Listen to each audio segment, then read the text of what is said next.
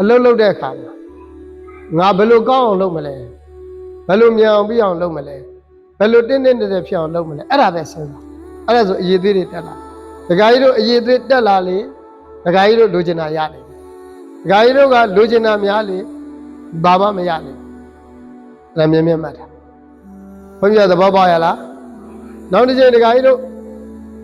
နောက်တစ်ချိန်ဒကာလေးဒီလို3-4နှစ်5ကြာမှကြုံလို့ရောက်ရင်တော့မှဒါတွေငါတို့စောက်ခဲ့တဲ့ကြောင်းဒါငါတို့လုပ်ခဲ့တဲ့ကြောင်းပြန်ပြီးဂုဏ်ယူနိုင်အောင်ဝင်ကြွားနိုင်အောင်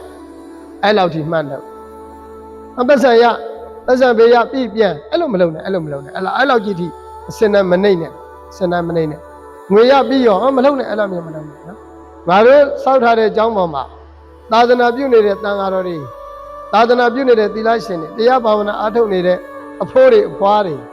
ယောဂီတွေကျမ်းမာမာချမ်းချမ်းသာသာနဲ့သူတို့အတွက်မြင့်မြတ်တဲ့အလုပ်တွေလုပ်ခွင့်ရဖို့အတွက်ငါတို့ကလုပ်ပေးနေတာ